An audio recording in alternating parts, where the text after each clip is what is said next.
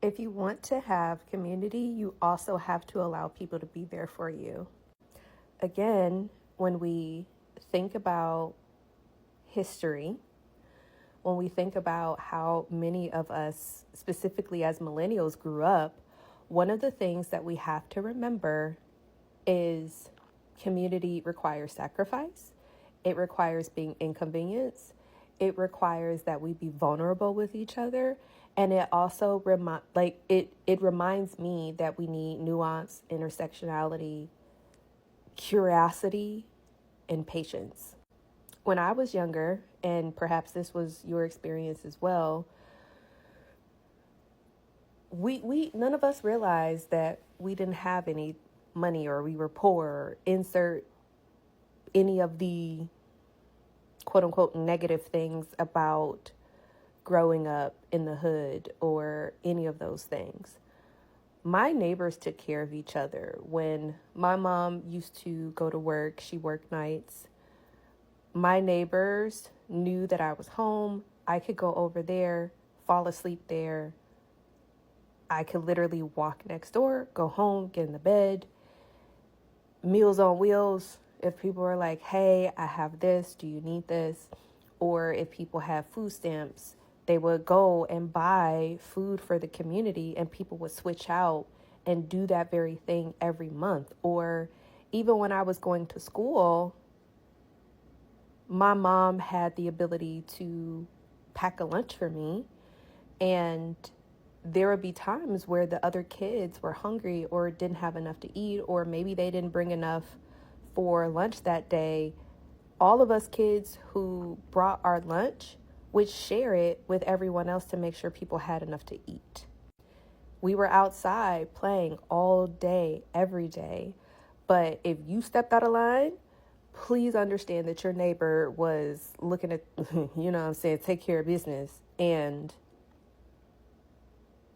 I don't know about you, but I have a really hard time lying. I would politely go home and tell my mom what I did. But in the age of social media and social media activists and people talking a lot about, well, why aren't you doing this? Why aren't you talking about this? Why aren't you out? Why aren't you doing this? Why aren't you doing that? Well, some people can't.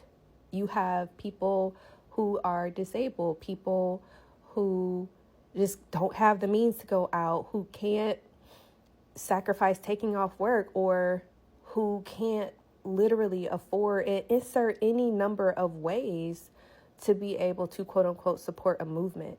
But as you've seen, you can share a post, you can repost something, you can share resources, you could do those things. A lot of people's jobs have very strict social media policies. I have to read them for myself, and I recognize the role that I can play in this, and that is education and teaching and helping people learn how to advocate for themselves and be their best selves. Because one of the things that frustrates me is people will say, well, why are you promoting this when the world is falling apart? If I lose my job tomorrow, who gonna pay my bills? If I lose my job tomorrow, y'all gonna help me eat?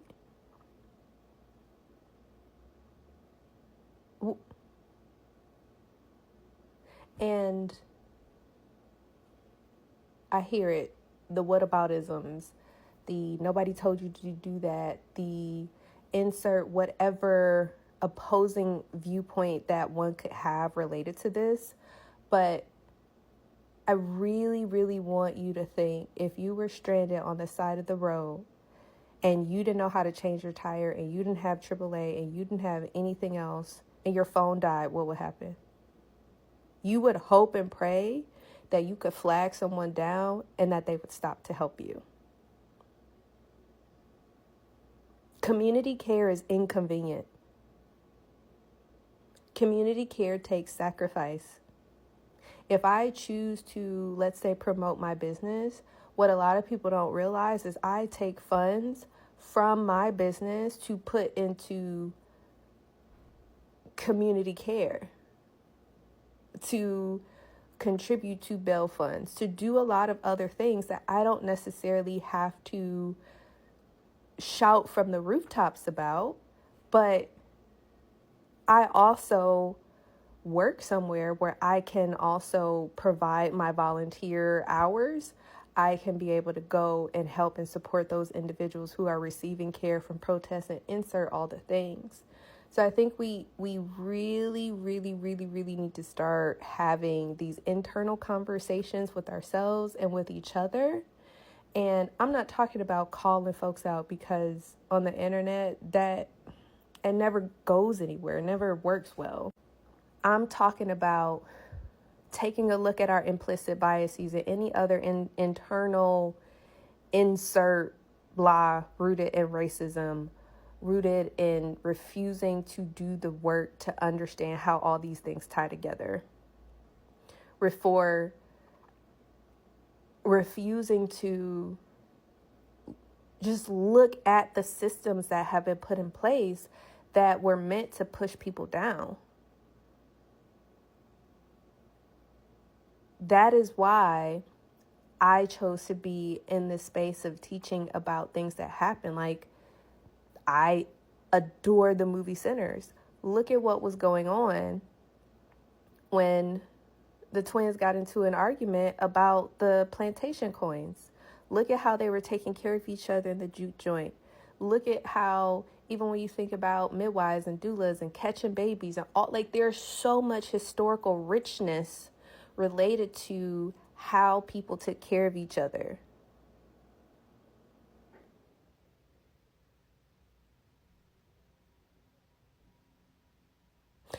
So I really want us, and I know that things are scary, that, you know, there are constantly things happening. I'm tired of living in unprecedented times, just like you are. A millennial. I've been living through it my whole life. But I urge you to just take some time to reflect on that and get curious about what does it look like and what does it mean to be in community.